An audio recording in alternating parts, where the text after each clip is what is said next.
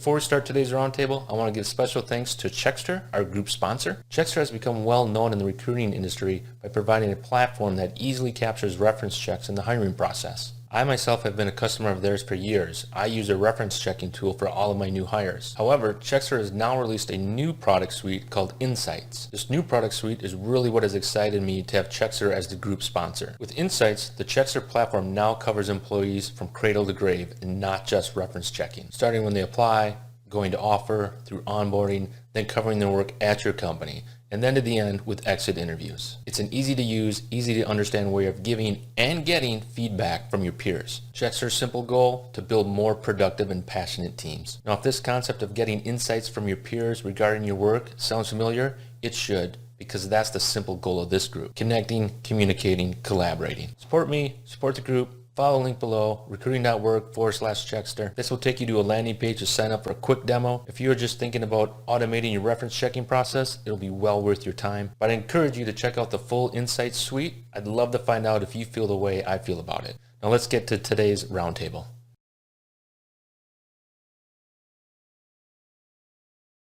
Let's jump into it. Thank you everybody for attending episode 81 in Let's Talk Recruiting.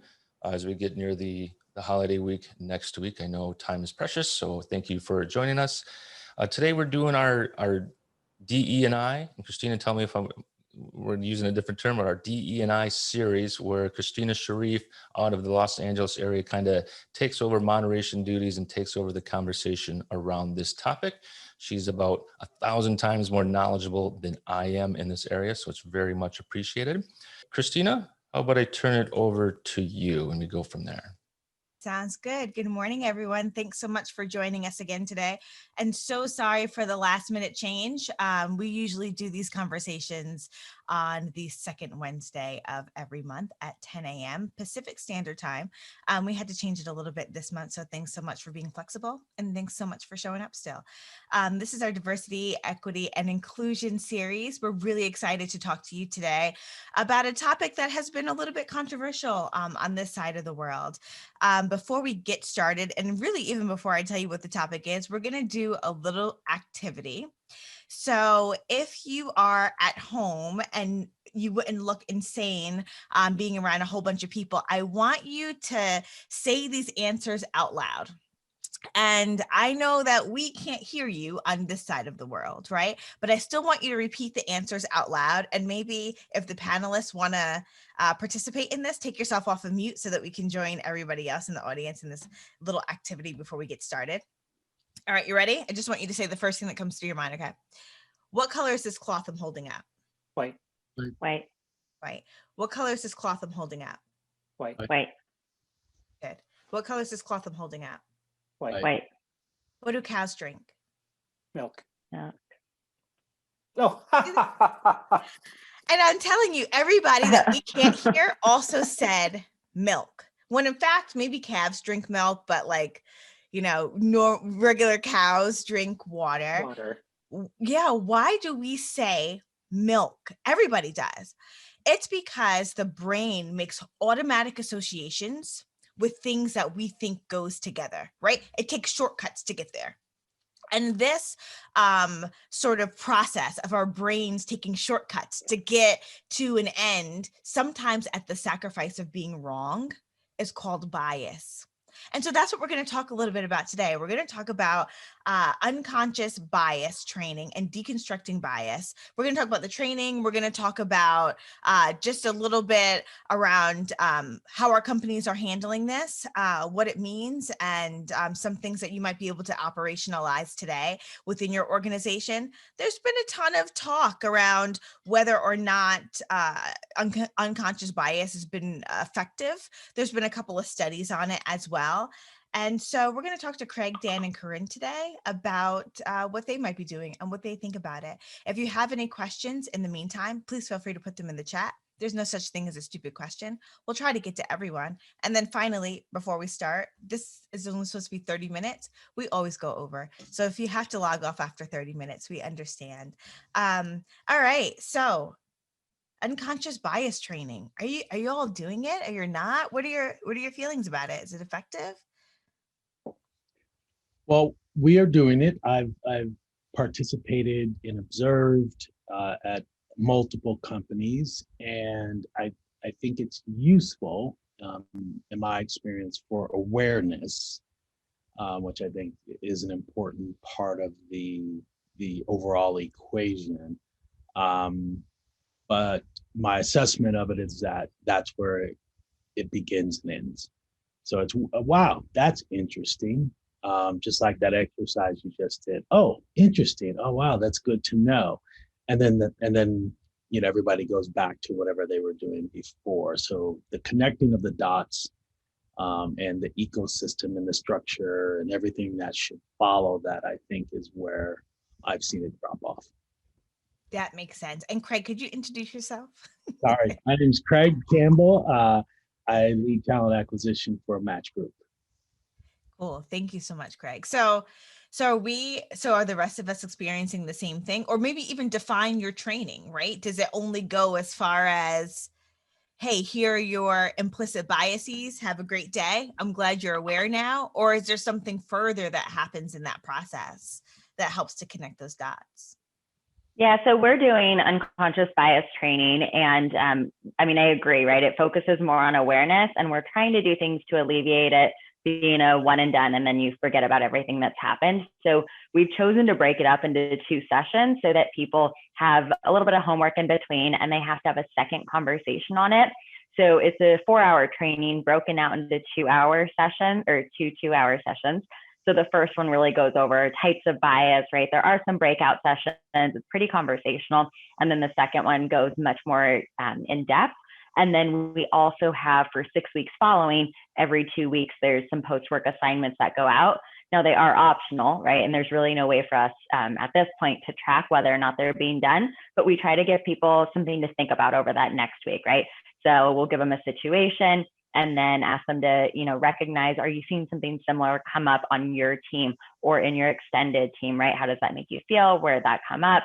So we're trying to do things like that. Another thing that we decided was we didn't want to launch it on its own. So we also launched our allyship training at the same time.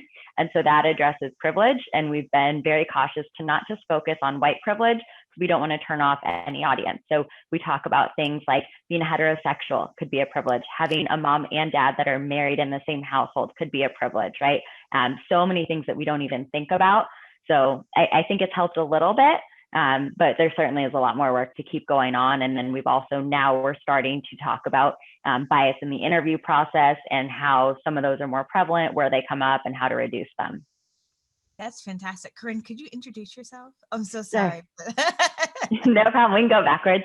So I'm Corinne Wilsey, and I'm with Insight, and I'm a senior manager of recruiting. So I focus on our technical recruiting team, and then work with all of our North America recruiting team on our diversity and inclusion initiatives. Beautiful. Thank you. So I find your process to be really interesting, to break it up into 2 sessions like that.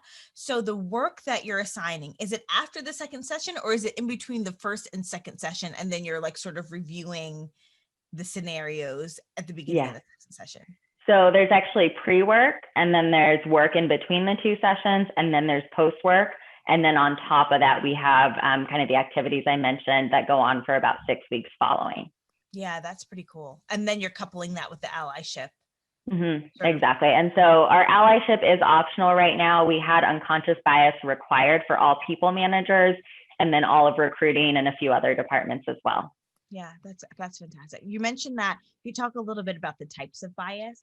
Can we talk a little bit about that right now before we delve into how to measure efficacy? Because I really like the coupling of, and then you start to see behavioral changes, right? But let's back up just for a second. Can we talk a little bit about the difference between complicit bias and implicit bias? If anyone has any thoughts on that.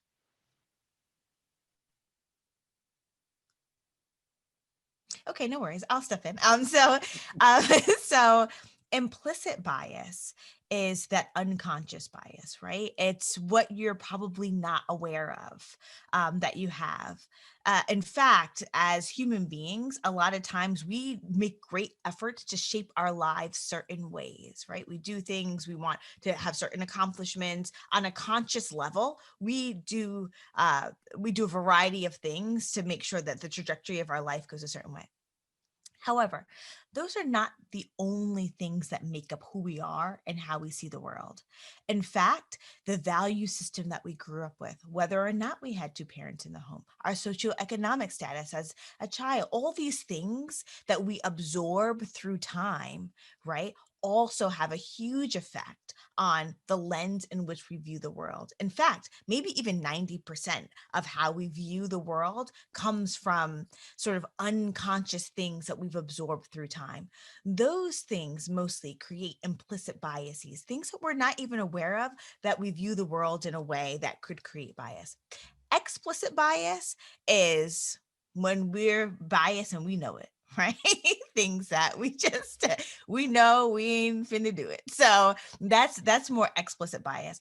The reason why unconscious bias training is, as Craig mentioned, a lot of times sort of a one and done sort of thing, is because it forces people to explore what they're not already aware of or what they don't wish to confront. So not only do they need to be trained, but then also, constantly working, they have to acknowledge that this is actually one of these areas is an issue for them. So they have to sort of try it on and then work through time to mitigate these biases, understanding that to be biased is human, right? And that we're never going to get rid of our biases, but we need to put stop gaps in place in order to mitigate these things. So that's sort of the difference between implicit and complicit bias.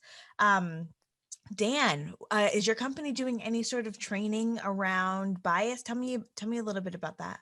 Sure. Dan Cadigan. I am the Director of Talent Acquisition at 4G Clinical, and it's nice to be here today. Thank you to the panelists as well. We are putting in place an entire diversity, equity, and inclusion team and efforts, and bias training will be part of that. We have not launched that yet. When I was thinking about some thoughts to share about deconstructing bias, I looked up those two terms. So I'll try to make this brief. I was a philosophy undergrad, so forgive me in advance, but I'll try to be brief. We love it. So deconstructing, the point of that is to expose hidden internal assumptions, which is exactly what you were just chatting about in terms of implicit bias. And in doing that, to understand the contradictions. If you understand your assumptions and they're right, I assume lots of really good basketball players are tall. That's, a fair assumption to make. Some are not particularly tall, but it's a reasonable assumption. What is a bias is an unreasoned temperament or inclination or prejudice. And I really thought about the temperament part quite a lot as I was thinking about deconstructing bias just as a concept. There are a lot of challenges to that because it is so personal. My biases are different from yours, and what works for me to deconstruct them might not work for you. And as we were talking about, implicit, if it's an explicit bias and you catch yourself, then maybe it's a little easier to intellectualize away that bias. If it's implicit and you're not even aware of it, A, you're not aware, and B, it's unreasoned, meaning unreasonable. And so that is difficult to overcome for the person who has an implicit, prejudice that is not based in reason. How does one overcome that? I think that part of the common wisdom is that biases are caused by fear. I would tend to disagree with that. I think that I'm a gay man, shocking. The homophobes that I've known in my life are not afraid of the LGBTQIA plus community. They are unaccepting. They find it repugnant. They find it immoral or unethical. They understand it. Who doesn't understand what gay means? You know, that two people of the same gender, or you know, two people who are not straight can fall in love and spend their lives together.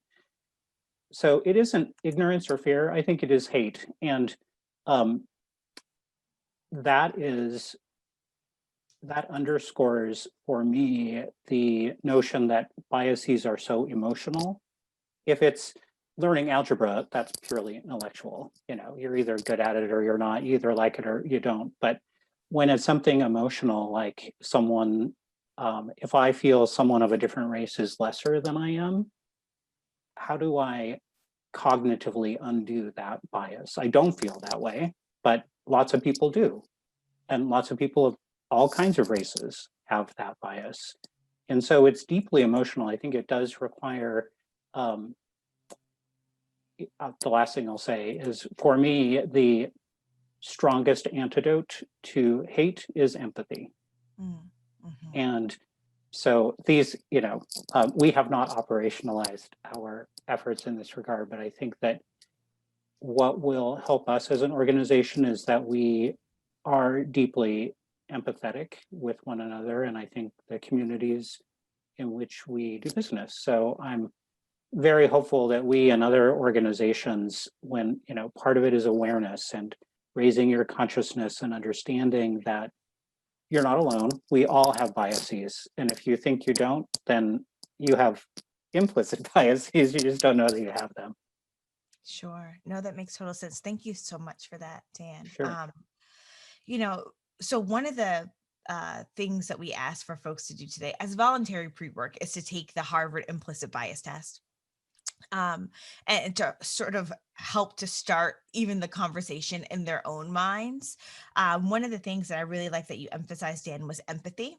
And for me, when I think about implicit bias training, that empathy part has to be part of that, right? So how to become more empathetic, how to get beneath the 10% of that we can see about people, right? Maybe their age, their gender expression, their, you know, whatever the case is, their skin color.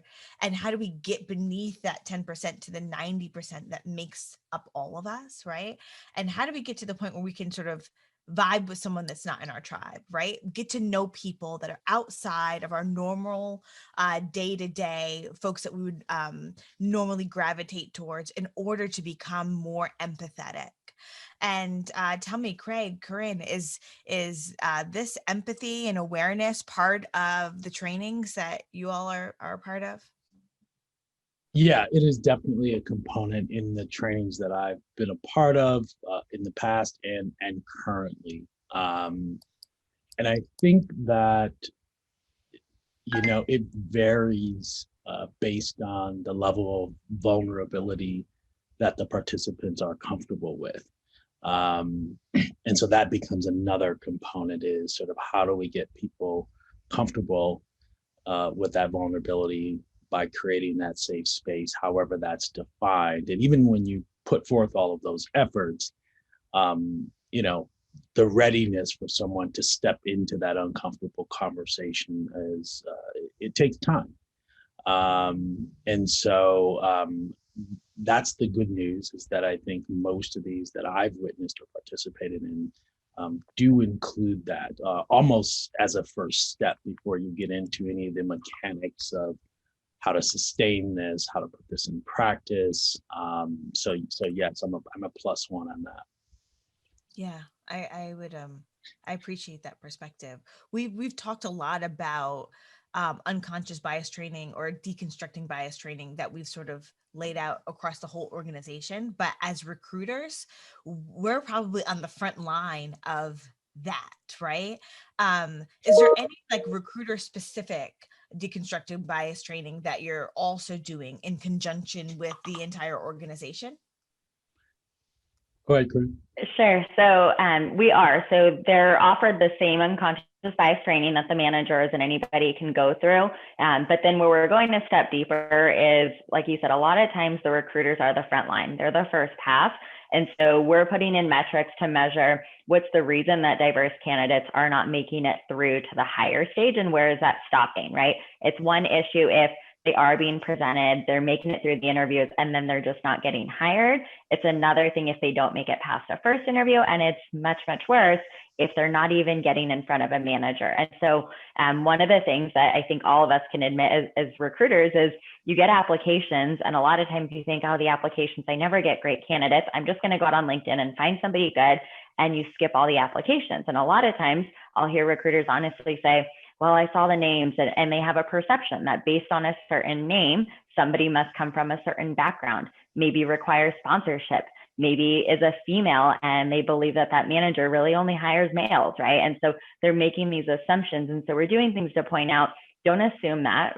About doing, and this applies both to managers and recruiters and how they work together, is obviously, in addition to making sure a diverse slate of candidates is submitted, also how the candidates are interviewed, right? Most often, we're kind of against doing panel interviews. Yes, it's efficient and you get a lot done in one interview, but you tend to see that people are swaying each other's opinions, right? If one person says, oh, well, that guy was missing that skill set right now, everybody agrees, as opposed to everybody interview individually and then share feedback at the end. Using rubrics is another one that we've talked about, right? And also going into the interviews, what's really important? What are we looking, right? Let's not cancel somebody out because of something that we identified early on really wasn't that important, right? So that's where we get more focused on the recruiters, is getting specific to how candidates are submitted and then how they play out in the interview process. So what happens during that process? Oh, go ahead. I'm sorry. Yeah, I just wanted to add on that. I have a specific feeling about the fact that I think recruiting organizations have been given, and I would even say broader HR, but in the context of recruiting, have been given an unearned benefit of the doubt. Because you sit within a people organization, I think some recruiting organizations are just sort of assumed that we sort of possess this empathy, this awareness, and well-intentioned effort.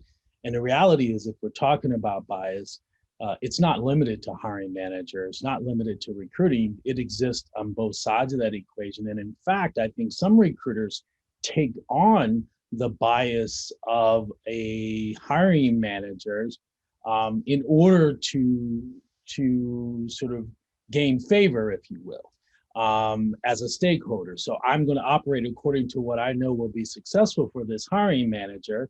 And that means X, Y, and Z, even if that includes some level of bias, even if they're well knowing that the bias exists, they still adopt it. And so I think it's a really critical point that it does start with recruiting. And in fact, if we are going to be stewards of this sensibility, then we have to sort of get our own house in order, if you will. And I really believe that many organizations are given an unearned benefit of the doubt. Yeah, let's talk about that for a second. Because we'll have hiring managers, right, who have descriptive bias. And descriptive bias is when they have a picture in their mind of who would be perfect for the position, the type of person, and then they go out to try to fill that picture in their mind, which really eliminates opportunity for anybody that doesn't look or feel or whatever like that picture in their mind, right?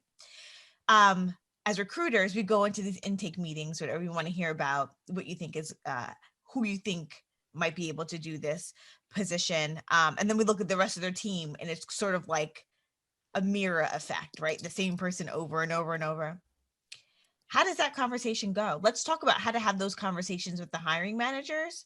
Do you bring data with you? Do you talk about it in terms of like this would bring balance to your team? How do you have those conversations with the hiring managers? I think go ahead, Dan. Oh, thanks. I have a couple of quick thoughts about that. One is a time years and years ago when a Native American man interviewed. It was a final presentation interview. It was a very big deal, and he didn't do well. so he didn't do well at all, and so we ended up being a no thank you with him. But even before he did anything, as he just walked in the door, my manager, who was the hiring manager, noticed he had a ponytail and said to me he would never hire a man with a ponytail. And we were a consulting firm. That was a consulting firm, and our biggest client was Nike. And if you wear a ponytail at Nike, no one will even know. They really embrace diversity quite a lot. Here, the Nike World Headquarters near Portland.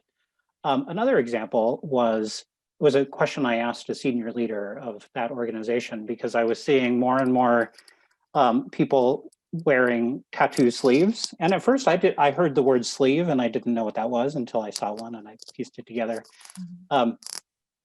I didn't really have an opinion one way or another. I now think they're super, super cool. It's not for me because I think it would hurt.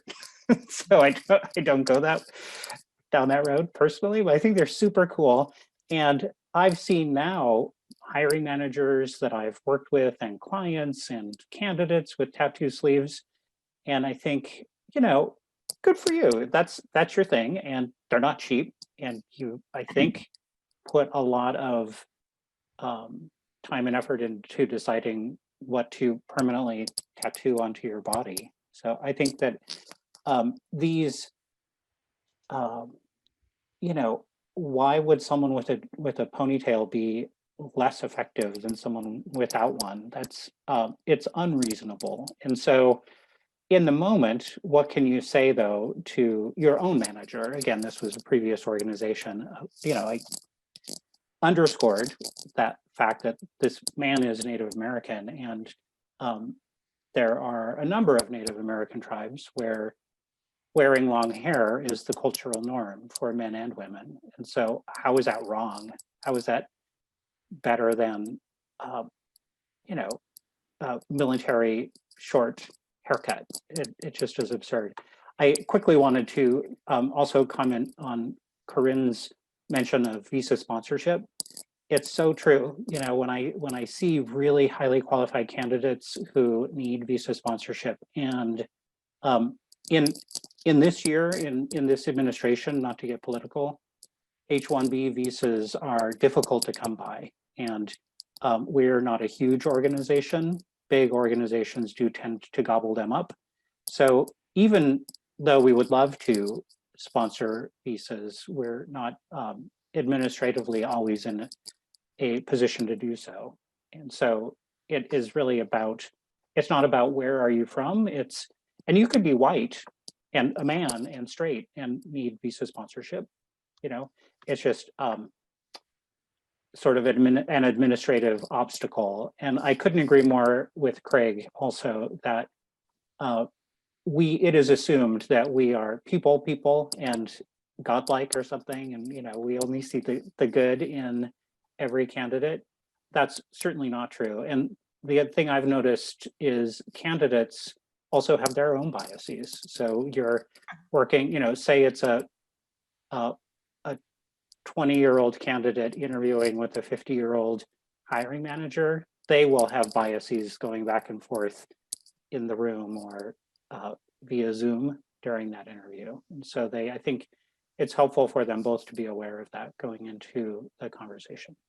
Sure, absolutely. I mean, as people, we have our own biases, right? So whether you're a candidate, a hiring manager, the janitor, whatever the case might be, we come with our own biases, and then you add power to those biases, right? And then you have a situation where things can get really hairy really quickly. So we're talking to hiring managers. Oh, go ahead, Craig. Yeah, I'll let you go. I'll hold for now. Yeah, I was going to say we're talking to hiring managers about what balance might look like on their team. Are we doing this before we start recruiting though, or after candidates start rolling in and they start saying no? Yeah, I think that's part of the challenge. I think we all aspire to start with data, right? So depending on how much data you may or may not have regarding sort of the historical inclusiveness of your pipeline, that's going to put you in a stronger or less strong position to sort of set the table with that knowledge and insight. But let's say you don't have that data, which I think in a lot of cases recruiters just may not. Then I think you have to come in with sort of a proactive um, education about the basic approach to how you approach these roles, and the inclusive approach. So, hey, Mr. Hiring Manager, Mrs. Hiring Manager, here's sort of how our process typically works.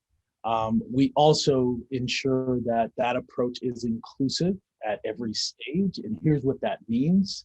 So you immediately level set proactively. So you set the stage and you set the tone versus, and I know we've all heard this overused term of going in to take an order, right? I think you have to go in and set the tone and set the table, and then at the same time receive additional filters, additional perspective, additional needs within that construct of that inclusive approach. I think once you do that, you have sent a signal to the hiring manager about where your sensibility is.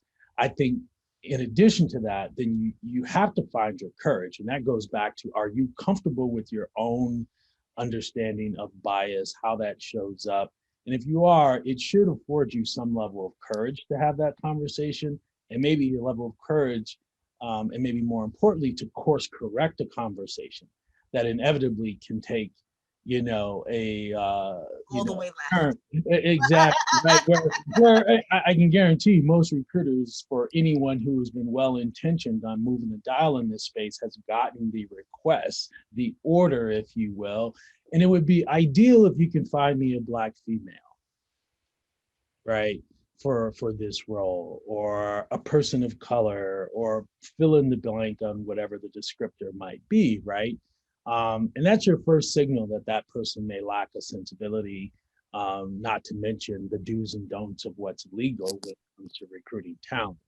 And so you have to have the sensibility and the courage to course correct that in a way that doesn't shut the hiring manager down, of course, and maybe force them, like many hiring managers, to go rogue on an effort like that. But those are a couple of components that I think would set someone up for success to have that conversation. Yeah, that makes sense. Give me a +1 in the comments if you are having conversations with your hiring managers ahead of time and including your commitment to a diverse slate of candidates prior to starting your search. Give me a +1. And while we're talking about this, you talk about courage, Craig, which I absolutely agree with. I also feel like one of the things that could spur on courage is if recruiting is not the only department leading this, right? It almost has to be a company effort. And then the recruiting organization is emphasizing and reiterating this effort, right? But who owns this? And in your specific organizations, who's owning the D&I effort, and who's owning sort of the push towards making the organization more inclusive? So I think, and someone had put this in the chat, that it's got to be a combination of everyone.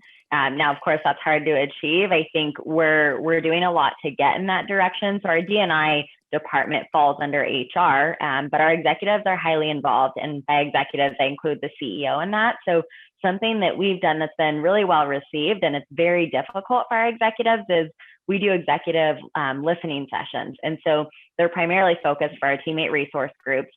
We did one with Women with Insight recently, and there's a lot of stuff that comes up, but they can talk about whatever they want, right? And so one thing that came up, of course, was pay equity.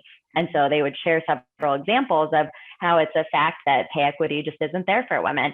And so our executives had to determine how to respond, and we actually do pay equity analysis, and all of our females years ago were brought up to an equal pay to make sure that that didn't exist. Now it gets a little touchy there, right? Because we've seen other organizations do that, and then you have females that come out and say, well, hey, you're admitting that you underpaid us for how many years, right? And so there's a lot of tough decisions to make when it comes to all of that. But I think having it very clear that our executives are involved, they're speaking about it, they're having those tough conversations, and not just in group settings or small group settings, but also one-on-one. They open themselves up. If people want to go directly to them, they can. Yeah, that makes sense. So it's been my experience, especially around D&I, that we treat this subject pretty precious, right? There's a lot of other business concerns that we're ready to put out on the table. If budget is not matching the revenue that we're bringing in, we have tough conversations about that. If there are other like very basic business concerns that are necessary to run an organization and for that organization to be successful, we have honest conversations about that. Diversity is also another area where it absolutely takes diversity and inclusion in order for a business to be successful. And yet we treat it very precious. I think as a whole, we're afraid to have upfront conversations. We're afraid to say things like, this absolutely isn't working. This could work better for you. Or let's talk about where the balance is missing on your team. Like, where do we need to focus our recruiting efforts, right? Obviously, we want to find the most talented person for you to join your team, but you also keeping in mind that you also already have the perspective of 75% of your team are white straight men, the other 24% are white straight women. What perspectives are you missing on your team? What customers can you not serve? What clients can you not get to because you're missing an entire perspective on your team? And what I have found, and you all tell me if this is also the same thing, and sort of it goes into the pay equity thing that you just mentioned, Corinne, like with folks feeling weird about doing it perhaps because of the repercussions of how long, instead of just saying, look, we need to do the right thing, right? We're doing a pay parity exercise. The consequences sort of be damned, but here we know what the risks are. Here's the, whatever, here's what the monetary risk would be, just like any other business decision, but we're going to do the right thing here, right? Why do you think it's so tough for us to make concrete business decisions around what the right thing is to do when it comes to DE&I, and who do we need to get on board in order to help us to do that, especially from a recruiting perspective? I mean, we're dealing with the public all the time, and the less diversified our organizations are, the less opportunity we have to make them diversified, right? Because folks are going to come into the interview process, see that nobody looks like them, and be less likely to join, which is sort of a repetitive issue. So how do we make an impact at those higher levels so that we're having these conversations and we're making it not only a priority and lip service, but what the processes that the entire organization is sort of rolling out? How do we have those conversations, or do we? I believe that is fundamental to that's the fundamental question. So too many people view DEI as a precious nice to have. Like if you have a DEI committee, you can put that on your careers page and sing Kumbaya and claim moral authority. We view it as a competitive business opportunity, not as an obligation. It's just as you said, a business needs to generate revenue. That is essential to what a successful business needs to do. I completely agree with Craig that it comes down to courage, and it's having the courage to marshal a moral argument to the extent where you can say, so for example, if you approach a hiring manager who is clearly a racist, as a hypothetical, and you say to that hiring manager, 90% of your staff is white, then that person might say, yeah, they are. That's who applied. And so you need to really know that the biases that hiring manager is unaware of might impact their business decision making. It's just as, if you have a bias that in budgeting, that all things being equal, you have $10,000, to spend, and do you want to spend it on employees or technology? You might have a bias about which, generally speaking, gives you a higher ROI. And you need to be aware of that. Like, why am I making that decision? The same is true with recruiting, if it is, we only want people from Harvard, then that it's a rare breed of people who get there, and that's you'll just kind of replicate who you already have within your team. Yeah, absolutely. I just want to call out also one of the comments that I thought was really interesting. I'll just read the latter half of the comment, and it says, when we're sort of talking to hiring managers about diverse slate of candidates, and once we indicate to them that, hey, it looks like you're looking for a diverse slate of candidates, right, versus one thing or the other thing, what this person mentioned is this person now has opened the door to their responsibilities to make sure that the process and behaviors are not working against that objective. So true. You said that, Craig, sorry. Yeah, so true, Craig, right? And so how do we, and I want to save time for neutralizing the interview process as well, but how do we work with hiring managers against their intention versus the impact, right? So what they say they want, and then the sacrifice that they have to make, which is sometimes more time or more whatever, which becomes a real live issue. How are we addressing that? Yeah, well, I think the first thing you have to do is help them understand that this is a team sport. With recruiting, and even more specifically, when you start to think about inclusive recruiting, that's something that you guys do, right? And then you bring it to me. And in this particular scenario, I think you have to look at bias and any other defect that might work against that intention of having a more inclusive slate and therefore a more inclusive representation in your company. And so you have to look at the sourcing, the resume review, the screening, the interviewing, the offer. You have to look at every single stage to sort of diagnose whether there is bias that exists and who's exercising those behaviors. Is it structural? Is it systematic? I'm much more of a structure and systems person than a hearts and minds. Both are certainly important if you can get them, but I think it takes a much heavier lift than to change the composition of a person's heart and mind than it does by putting a structure and a system in place that will, sort of mitigate when that behavior goes wrong to the extent that you can. So that's how I try to. What happens when their heart and mind takes over the process and they say, look, this is taking too daggone long. I need somebody in this seat yesterday.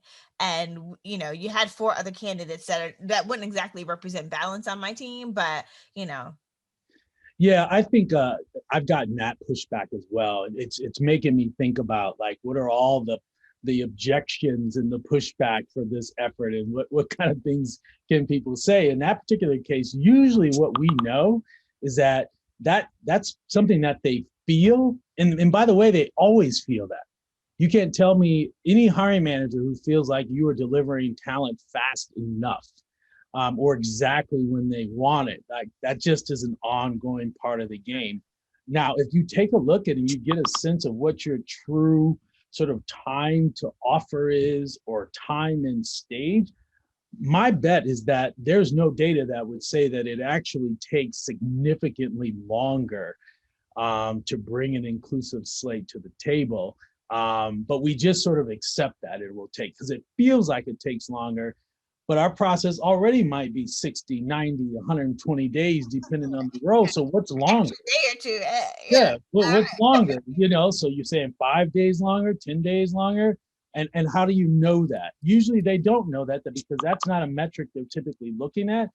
And it would be great if we had that data always so that we can point to it. So you got me on a little bit of a soapbox there. So let me turn it back to you guys. No, it's all good. And if your organization is too small to hold that data in an ATS or anything like that, what you might want to do is, just as you go along recruiting different positions, you have your own Excel spreadsheet, right? You could keep track of how long it's taking to fill positions and some of these other data points. It's kind of a pain because it's manual, but at least then you have some actual numbers to come with versus anecdotes and feelings, because depending on your organization, depending on the hiring manager, that can get you varying lengths of trust.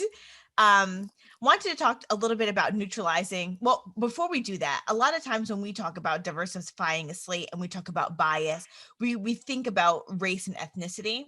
Tell me a little bit about your process, or if you have a process for making sure that you're representing a diverse slate of ages in your interview process.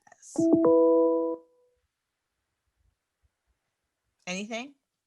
That's a tough one. I think one can make assumptions about a candidate's age based on the resume and a LinkedIn profile. I know that, so I'm 55. I know a lot of my friends and I myself, my resume doesn't go back to the very beginning of my career. So if I sent my resume to you, you might not be able to determine my age unless I indicated when I graduated from undergrad or law school. And we as an organization make a point of not asking that question. When did you graduate? If you did. Also because yeah, it's a ridiculous question. Gray. I just wouldn't do that. For sure, yes, absolutely. You can be 50 and just have graduated, exactly. A quick comment I'd like to make about ageism is something that you experience at the beginning of your career and then you grow back into it again as you get older. So when I was in my 20s in law school, a judge called me boy, and I corrected him, and I'm glad that I did. I was a young man, and I think that it's really offensive to call a man boy. And I am in my dream job. I don't anticipate leaving this job until 2032, but now is about the time when if I were a candidate, I would begin to experience ageism. I guess my thought is, my recommendation to candidates is help yourself out by, don't go back to the 1970s on your resume. You're not doing yourself a favor.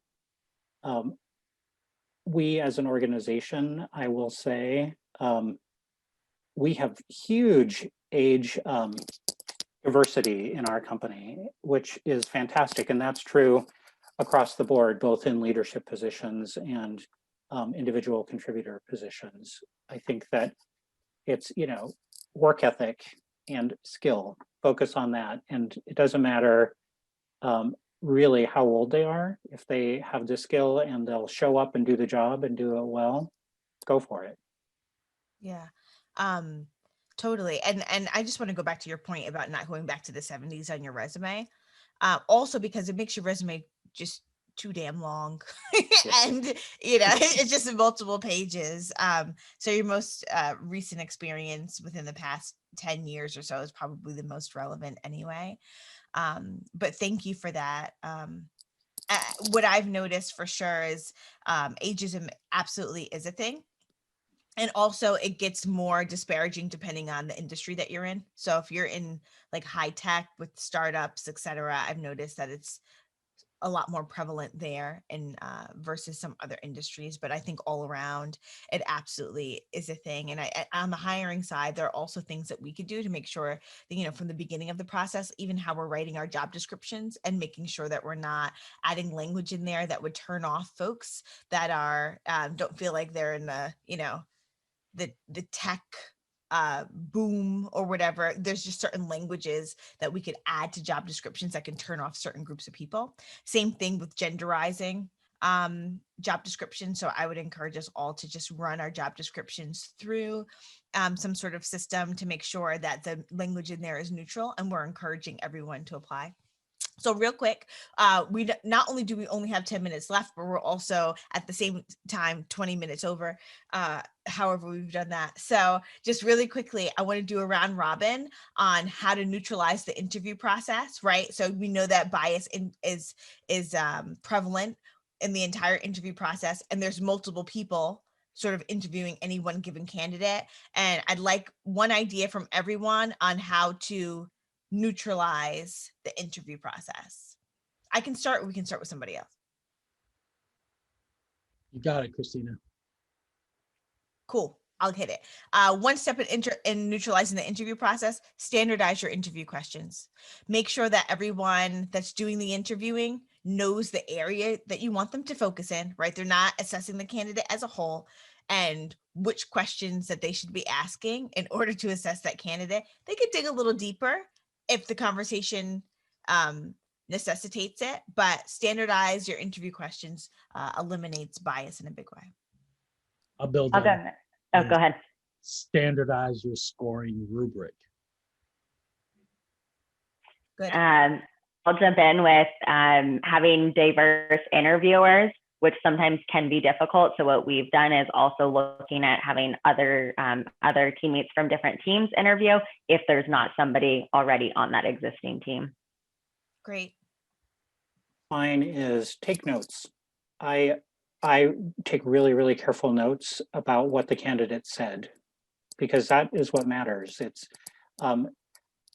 after I've done that, then I reflect on the conversation. And so an example might be just taking notes on how they answered a question about, tell me why you feel you're the best candidate for this job, whatever they said. And after the interview, then I reflect on the content and the impact and the quality of the answer.